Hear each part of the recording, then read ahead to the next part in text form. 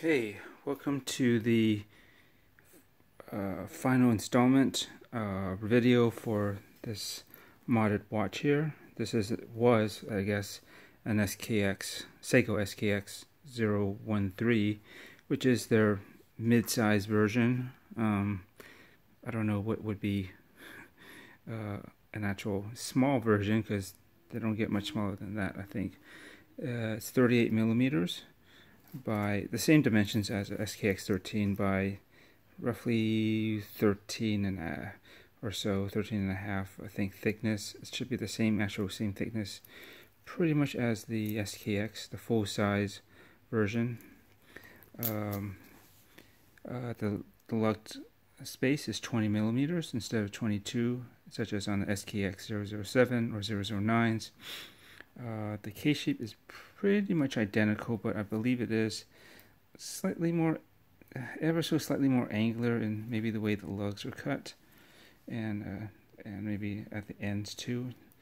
Short. I'm gonna need to find the lug to lug distance, but it's pretty short, as you can imagine. Is this 38? I believe it's. I don't think it's much more than 45 or 46. But anyways, whatever the dimensions are for the SKX013, same thing. But this is my modded version. As you've seen in the previous videos of me making this, you pretty much know what's involved. But I'm just going to summarize it in this last video about it and give you my thoughts and reviews and everything. Let's just start off with the inspiration here. I guess recently, well, I've always liked this kind of style bezel, which is sort of like what's on the black base steel. You can get this bezel insert in red. I believe this is from is this Namoki's? No, Lucius at Atelier. I'm pretty sure that's where it's from, as well as the inner chapter ring inside there, which is just brushed silver. And yeah, I always like that look, just like a stainless steel bezel. And I do like the look of the Rolex Explorer 2 polar dial. I don't know many people that don't, and that's been kind of come up recently for me, and it just got me thinking it'd be kind of neat to do a silver, sports watch with a polar dial and get that look, but not actually do a Rolex Explorer 2. One, I can't afford it. It's quite, it's one of the more affordable ones supposedly, but it's still up there, as you probably know, for Rolex. And secondly, I just wanted to see if I could make my own, do something that can give much of that same feel. I also always liked the Marine Master dial with the, I guess I would call this a chevron by the way this is done. It's got the circular indices here, and then it's got the, well, I guess it has more of a squarish indices at the 9 and 6 versus these. And this is actually a combination of two dials. And the SKX 007, 013, that general style of dive watches from Seiko has always been it's actually been a pretty good looking watch. It wears well. It's got nice bevel edges, and I've done plenty of the full size version in 42 and a half, what those are. You see in my past videos, you see I've done at least 1, 2, 3, maybe 4 of those. And I just wanted to try something in the smaller range, but there wasn't many parts available for a long time. Only recently, this is right now September 2019, over the last couple of months, I would say, at least to my observation, there seems to have been more aftermarket parts that would fit, such as bezels and bezel inserts. Hands have been pretty universal, but like chapter rings, which they've had, but this one is a little bit more open, so you can fit in a larger dial. This style is meant for something larger, but luckily it actually fits within this as well. Crowns and so forth, and a little bit more bracelet options, and you're definitely starting to see that more now. As the date of this recording, I know Crystal Times has a SKX013 style case that they're making. There's around this time they've been making a lot of. They make turtles. They make the SKX007, and I think that's it for now. But they have their own. It's kind of SKX like, but then the crown's at the 3, and the crown guards are a little bit different. Anyways, but that one has their SKX style case has drilled luck holes, which was pretty cool. But it's about to come out soon, but it wasn't available when this was done. Otherwise, I might have waited for that and just try to build up around that instead of buying the SKX013 and modifying it to my liking. And I would have had drilled luck holes, which would have been pretty cool. I do like having drilled through luck holes, but I don't have any problems dealing with this. So yeah, so the idea for this mod was born from those 4 ideas: an SKX, a Marine Master, a Rolex Explorer Polar Dial, and a black base steel. And I think it came together pretty well. Let's go over the details of this again. You have this coin edge bezel, which I prefer over the stock one, and it's a little bit different than others. It's kind of tapered towards the top, which I think helps make it look a little bit more compact, because it's wider out here and it gets smaller as it gets to the front. And that's from Yobokies, and it was originally a high polish, but I don't want it to be too blingy, especially the way that this is shaped. It kind of made it look like a fluted bezel, like off of a Datejust or something, and that's just a little too flashy. In addition, I prefer brush. It actually provides better grip, so I actually just used a Scotch-Brite pad and brushed it around this way on the surface, like around the edge, and then like down this way. Make sure I got into the grooves. Just check out my video when I did that, and then you can follow the lines going this way, and it actually provides a little bit better grip as well as toning it down.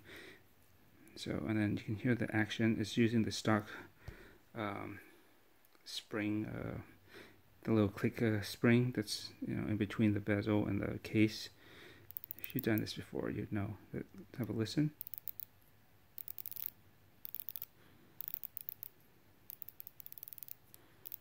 It's not too bad. It sounded actually a little bit more tinny before, but over time and as I used it, it just kind of settled into that, and it clicks. I lined it up pretty good.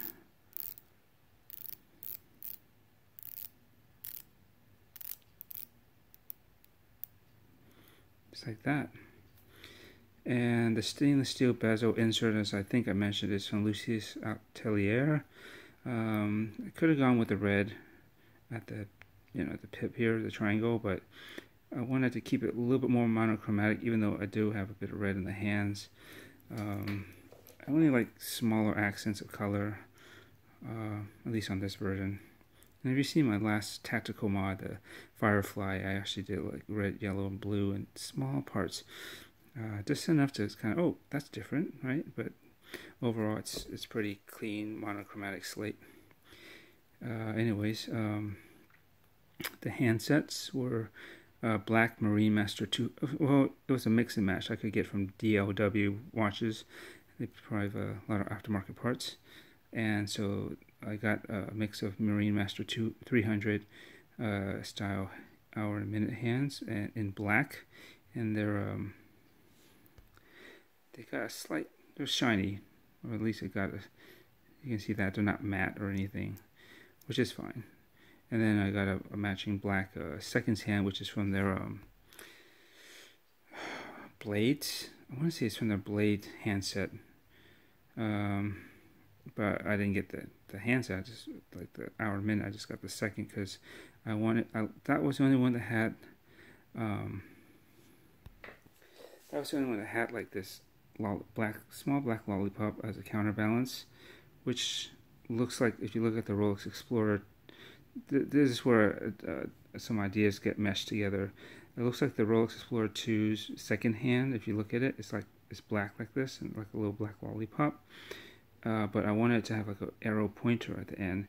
It's not as big as a GMT pointer like on the Rolex Explorer 2, but you know, I just wanted to get that, mimic that general look, and I was going for, I don't know, I will have the exact reference probably in the description below, but you know, the polar version that has the red accented GMT hand, and that's what I was trying to mimic here, just to give it kind of that flavor.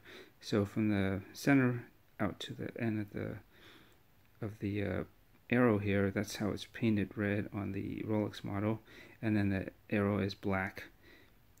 And so yeah, that was the idea there. And then there's this extra extension here that was part of the handset to really reach out to the edge of the markers, which is, I think, kind of nice.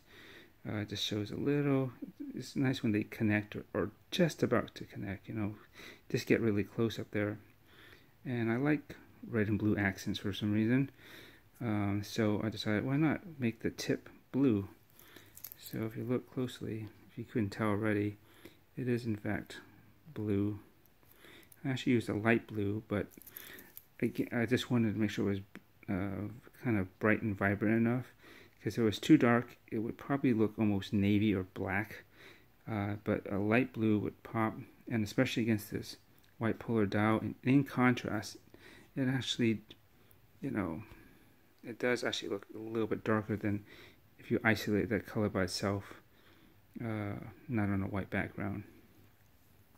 So that's how that's like basically a mesh of the Rolex Explorer 2's red GMT hand, and sort of like their second hand with at least a counterbalance, and then the tip is my own thing with a little blue tip, and so it's all mixed up there, but I think it works, you know, just that little accent color. The dial, I've had I've been wanting to find a white polar dial for a Mariemaster 300 configuration, but for this application, I mean, well, there's one company, I think they're based in the Philippines, and you can see it on eBay. I forget the name, but if you look it up, I'm sure you'll find it. They did make a white one. It says Seiko. Somehow they got the emblem, and it has like the printing, like 300 meters, Mariemaster, I think, stuff like that on there. It looks like a Mariemaster 300 dial, an actual one, but of course not in an untraditional color, and one that they really don't have, such as white. And they also have, you look around, they should have a yellow, a green, blue, perhaps some other colors too, orange. They did have a white one, but when I found out about it, it was too late. They had sold it out, and additionally, there's only one. Somehow they made a limited batch with the Seiko logo on there. I think they're trying not to, because, you know, obviously it's a copyright thing. They shouldn't be putting other, you know, other branding on there and trying to market it as a Seiko, or at least a somewhat authentic Seiko dial. But anyways, I'm not going to get into the legality of all that. But they didn't have it, and actually, in addition, I was thinking about it. It wouldn't have worked anyways, because the dial did not have those indices marked on the outside of the dial, which is critical for me when building a SKX013, because you rely on the chapter ring, which is also smaller than normal other dive watches, to have those markings. But because you put a larger dial on there, that no longer really fits on here. So most often people will forgo that, and they'll just you could leave it without a chapter ring at all, even something like this, silver brush one, or any other color that you can find, or they'll get something like this, but then otherwise the dial will not have the markings, which is not such a good idea for me. I really like markings, and I don't want to rely on the bezel for the markings, which some people do. Yeah, because you want to set this, and you just want to have indices there. I like it close on the dial or near, as in a chapter ring. So luckily, Namoki's, this was actually a Submariner style. So you know the Submariner dials, they do have the markings on the outside, and actually it extends beyond what you can see here a bit, but there's enough available to show you here on the edge, which is good. That worked out as I was hoping. But it was a white Submariner dial, you know, with a triangle up here. But that's not what I wanted. I've actually done a mod with that kind of look before. My version 1, I guess, or Mark 1 version, the original version that I made of the Night King mod. If you look a couple videos back, you will see I did a full-size SKX, white dial, white, but it wasn't polar like this, like a really stark white. It was almost a satin white, because at some angles it looked almost a little bit silverish. But anyways, but it had that look. It was a no date, so there was actually a marker here instead. But I've done it, so I didn't want to do the exact same dial, and kind of have, I had a silver bezel eventually too. I guess that would have been the Mark III version, you know, when I changed out the bezel. So this, I really wanted to do a MarineMaster 300 look, but none of them ever has any markings on them. So, but Namoki's did have a Sunburst gray dial, MarineMaster style, with only the date, and of course these indices are a little bit more squared. It's not as long, and I think maybe those are slightly bigger, the round ones, but mainly I was going after that. I call this the chevron. If there's another name for that, let me know. But I wanted that to go to really identify it as a MarineMaster style dial. So I looked at this dial and I looked at that one. I said, you know what? I think if I get both, I can pop off the indices of the other one, the gray, with that had this indices, and pop off the triangle one that came on this dial, and swap them. And luckily they did. I thought about this a lot. Does Namoki only has it, or do I want to mix and match from another, brand or manufacturer? They may not make the prongs or the feet and in the back the same size, and or the spacing and location of them. I figure I gamble and see if I believe that the Namokis, that the two dials that they make, are interchangeable, or at least they should basically have made them in a similar fashion, at least behind the indices, the way they mount on. And that became the case. And as you can see, after I swapped it, if you look at my video back when I think I did that, yeah, it worked out great.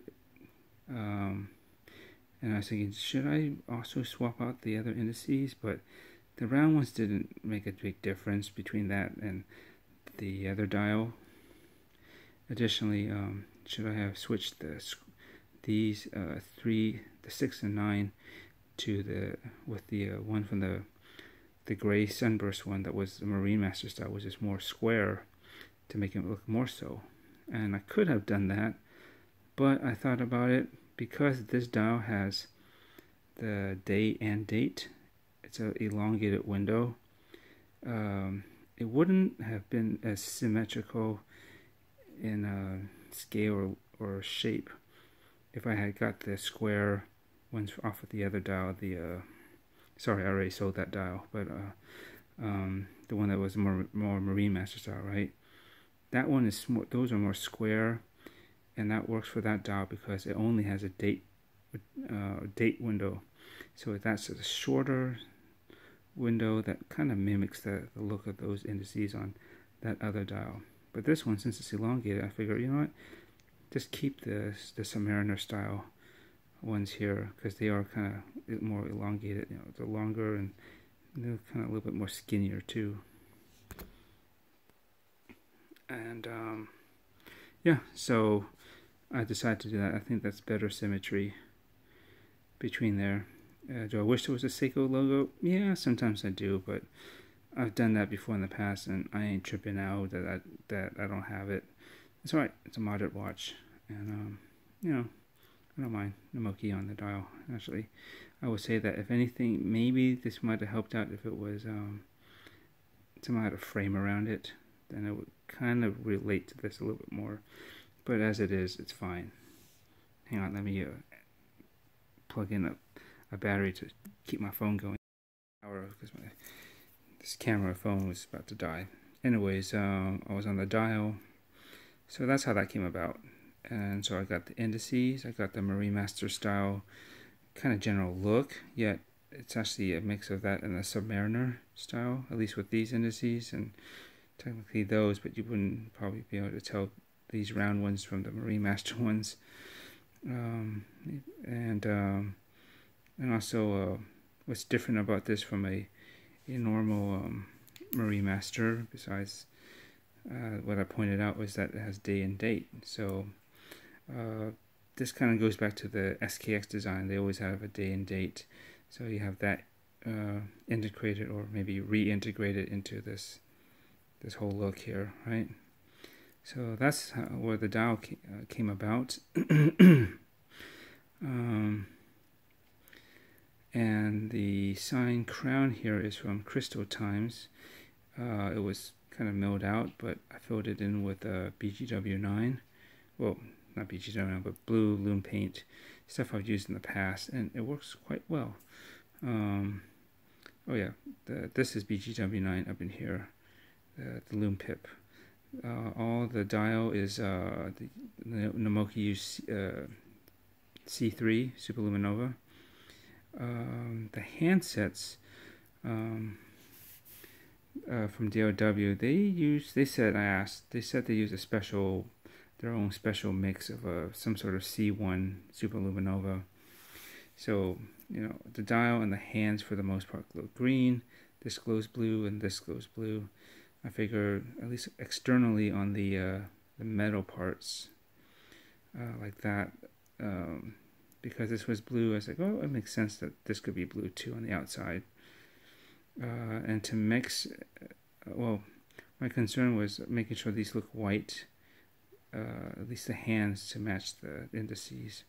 I didn't want it to be off-white or greenish or whatever. You know, you want to keep it as uniform as possible. But because I know they were using C1 or some blend of it, I wanted a check to see how intense it was after everything is charged up with light, and see how, you know, they play and last. This was no problem. This is actually no problem either. Of course, the C3 and the dial was no problem. And actually, the C1 on the handsets originally weren't that bad. They were better than I expected, but they did seem a bit not as intense, or yeah, they seem just a bit weaker than the rest of it. And the hands are important to get loomed right. And so I thought about it. I was like, you know what? Why don't I use?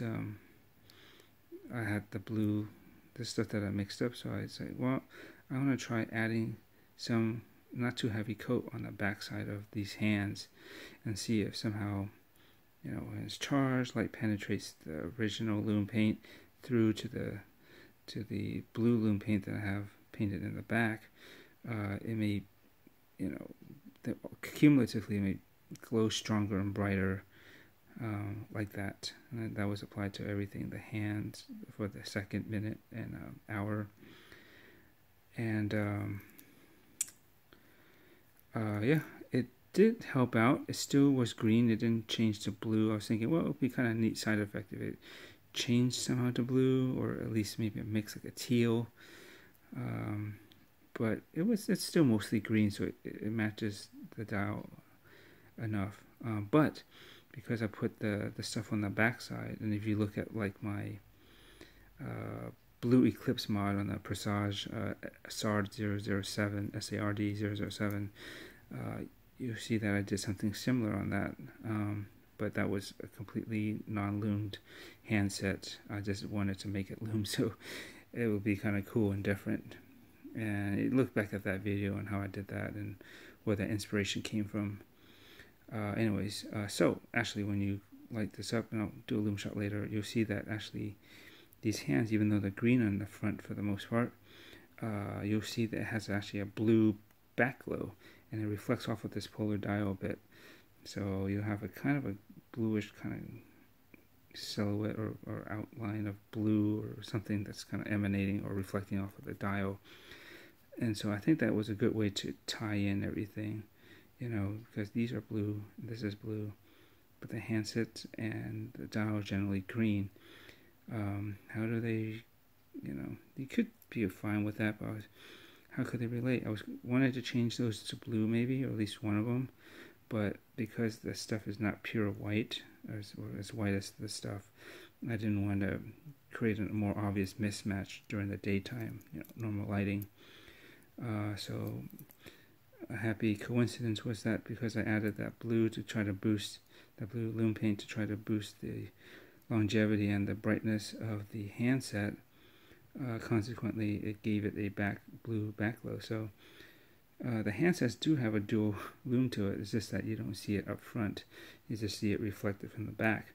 And so that all, I think now it kind of ties in. This is blue, the rest is green, but yet there's blue kind of emanating from those handset or somewhere generally in the center-ish of the dial. If you can imagine that and know what I'm saying, I think that's kind of cool. And case back is stock. I upgraded this to NH36A movement. Yeah, I just want it hand winding and hacking. I always do. I don't really, I mean, you can do the shakes to do it, but you have no control of that. I just like the control to be able to, you know, wind it up and get it to go when I need it to, and stop it and sync it exactly, as close to exactly as I want. Lastly, bracelet option. I think that's the last thing. Bracelet option. I wasn't sure what I wanted to do. It came on the stock Jubilee, which is okay, but I've done that before. Sorry for the camera shake. I've done that before on the SKX, and it's not a bad one. It's, I mean, you know, yeah, everyone knows it's a bit jangly, but it's comfortable as heck, and it works. It looks good. And as you brush out on the stock Jubilee, if you brush out the center links, which are usually the smaller, finer center links, there's about 3 of them, right? They go down there. They're usually high polished. If you just brush it all out, it looks sportier and toned down and less blingy, and I kind of like that more for a dive watch usually. But I didn't want to do that again. I do have it, I just haven't sized it. It could switch it out sometime, but I wanted something different, and there wasn't too many options still. I think you can get another Jubilee from Strapcode, an oyster style, which is, you know, it's alright, but it's nothing amazing. And I want to say Uncle Seiko probably has a beads of rice, or maybe one of his razor ones for this now. But I looked around and I finally found one place on eBay, or actually a couple, but this one was based, I believe, in the UK. And it's like, well, that's cool. It's a presidential style, you know. It's kind of Jubilee. I mean, Jubilee would be like that, but it's just divided into 3 final links in the middle, right? But yeah, I think I like that solid. It is solid links, but the end links are not. They're hollow. They did have a solid link version, but end link version, but it was a generic bracelet basically. Even this, it did come with a Seiko sign clasp here, which is cool. I didn't have to swap it over, and I don't mind. This part is kind of cheap, but it does the job, and generally I don't have to look at it much. But yeah, no one has done, as far as I know, no one has ever done a presidential style bracelet on a SKX013. And because the watch generally is smaller and looks more petite, I didn't want it to come off as too delicate looking, maybe even, you know, looking like a woman's dive watch too much. So to beef it up and man it up with these chunkier, solid links from a presidential style, I think that help do that trick. You know, scale wise to this, it makes it, you know, it looks like it adds some meat and potatoes or muscles to the watch, and that just kind of mans it up a bit, in my opinion. And you can see how this wears on my 6.875 inch wrist, just short of 7 inches, at least on the left hand side. Right. And you know, these are good because it's signed, it does the job, it's secure enough, and it's not too thick. You know, it's kind of just goes with the flow of the bracelet. Let me see if I back this up just a bit, and there you go. I mean, what do you think? I like it. I always like to have a good bracelet option, and this is not bad. I mean, yeah. So again, I wanted to go halo end links because see, not much gap. Looks good. Right. Sometimes I think it could be a little bit too small, but then again, sometimes I don't. Maybe when after I put it next to my 40mm ones or so, it does feel small, but for my wrist size and anyone that's kind of like mine, again 6 3/4 ish, maybe even up to 7 or definitely below, I think this would carry off pretty good. But anyways, back to the end links. Sorry, I digress. I went with a halo one just to make sure, because that, you know, if it didn't fit, I can always, you know, crimp it, or not crimp, but you know, compress it or stretch it out, or work with it a little bit to get it a better fit. Whereas if it was a solid end link version, and I'm not confident it's necessarily made super perfect, then if it's a little off, then with a solid end link, you don't have any options to adjust it really, without some decent material, you know, hardware to really reshape it to get it to work. So that's why I opted for slightly less expensive, but still a more practical and adaptable halo end link with this solid link bracelet option. And oh, actually, not too long ago, as of the date of this recording, September 18th-ish, 2019, Strapcode actually just put out a presidential style bracelet for the SKX013, which is pretty cool. Too late for me, but if you do upgrade it, that would be a nice one. The only thing is, some people are sticklers about this, but this one does bend right in there, so it'll give you a pretty good tight fit. You know, minimize gap. It'll roll over nicer like that. You know, like this. You know, it's got that extra pivoting angle or point, versus the Strapcode one, they have that, this, I guess it's a male version or whatever, where this center link part is all like one solid piece, right? And then so it looks like it juts out a little bit, and then it'll drop, so you don't get this close fold over like that. It's more like out here. It's recording. Okay, something wanky happened just right there, but anyways, I'll explain the bracelet.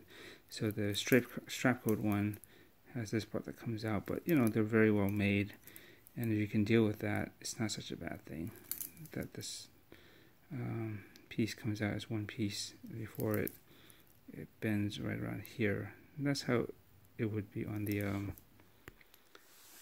Strapcode version, and Strapcode would cost a bit more. I think this was 30-40 bucks or so from UK on eBay, and so I think that's fair for this. And obviously, being an SKX base, it will be a strap monster. So and you can see I've paired it on my Instagram at Chrono Craze with a K, KHRONO Craze, KRAZE. You can see some pictures I posted of this with other strap options, as well as some of the Facebook watch groups. And it works quite well. Very neutral palette, and just the style alone just lends itself to being able to mix and match with other strap options. So I'll tally up the total parts and where I got them in the description below, and I'll try to put on the price too, so you know what it costs. But basically, with everything, and not really counting labor that you might have to pay someone, and you should pay someone to model watch for you, it's about 500 for this setup here.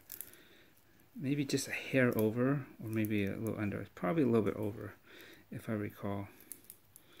Oh, the only thing that's left stock, other than the Jubilee bracelet that's not here, but it's just sitting around because I prefer this one. The case back, and the crystal. Those are the only thing that remained that was original to the SKX013 before I modded it, and since then. Yeah, just so you know how much everything else is aftermarket. These run 2 something, right? For SKX13, maybe 3-ish, somewhere in that ballpark if I recall correctly. And then most of these parts are anywhere from $30 to $40, depending. The bezel might have been slightly more, and the bezel insert actually might have been slightly less. Yeah, I'll tally up everything below, but I believe it should add up, even without labor, around 500 or so. So, yeah, I've been really enjoying this. Oh, sorry, did I mention the crystal? It's still the Heartlex. I didn't, just to go over that real quickly, I actually didn't want to spend more money on it. And 2, if it ain't broke, don't fix it. Well, then why did I do this? Well, it's a mod, it's not the same thing. But yeah, I figure, the Heartlex I've never had issues with, so I might as well just go with the original crystal. Save me 30, maybe close to $50 or $60 after you get the gasket and shipping and stuff. I think it was around at least $50. So I didn't feel like doing that. And again, I wanted to, because this, for 38 millimeters, 13-ish, 13 and a half or so, right, thick, it seemed a little bit thick already. So I didn't want to get a dome sapphire that will, come up and add a bit more height to it as well, or thickness. Yeah, I just want to keep it flat. And I probably could have gotten basically a duplicate of this factory Heartlex, but in sapphire format from, I think, Crystal Times or somebody else, if they don't have it. And then I could have, had the sapphire crystal instead. But, it's all good. Again, I don't need to spend it, and this works fine. And eventually, or if it does even, this gets badly damaged enough where you want to replace it anyways, then at that time, why not update and upgrade the crystal to a sapphire one off of Heartlex. But until that day comes, knock on wood actually, no need to no need to do that. Okay, so let me get in a couple of lume shots and we'll close it out. So yeah, this project was cool. I wanted to challenge myself to do a smaller SKX style of watch, and especially those who have basically 7-inch below wrists, maybe even 7 1/4, could appreciate something smaller scale like this. And the amalgamation of design elements, right? The SKX, the black base steel Tudor, right? With this, Marine Master, it's our hands, at least our minutes, and basically the dial, but it's also kind of Submariner-ish, which is sort of basically like what the Explorer 2 has, where it would have had a triangle, which I swapped out. But besides those mix, you got the day-date window here, which the Marine Master doesn't have, and neither does a Submariner style dial usually, although this one was, but it was for Seiko.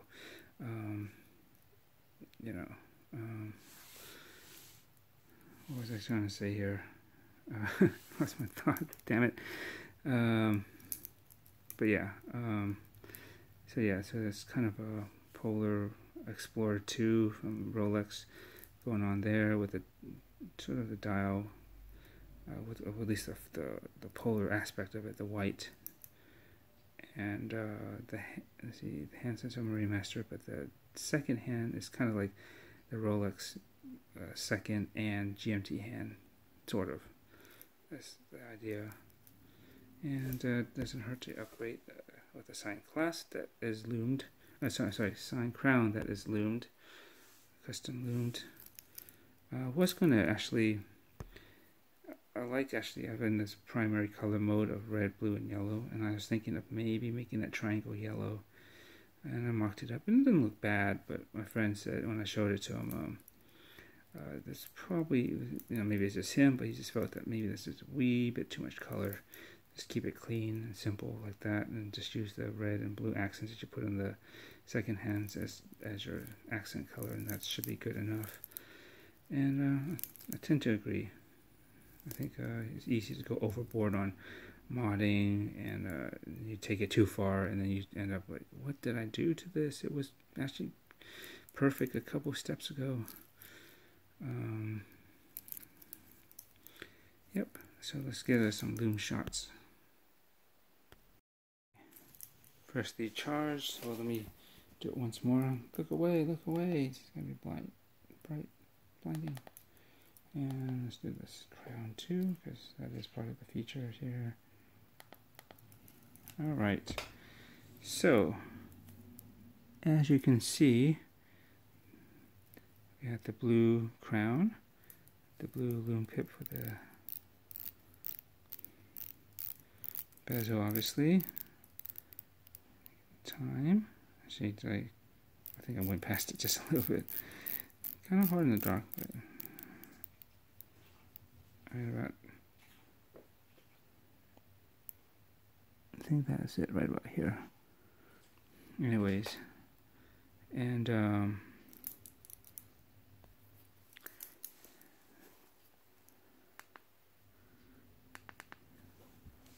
you go.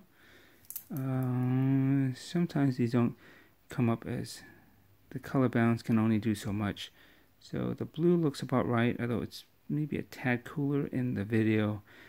The green is a little bit more green, and it looks slightly on the teal side, maybe in the video, but it's green because it's C3, and the hands are basically green too. But I just realized that, yeah, the minute hand, sorry about the focus, the minute hand is actually a little bit more green, and then you can see our hand's a little bit more blue, so it kind of works. And then let me just boost it up one more time here.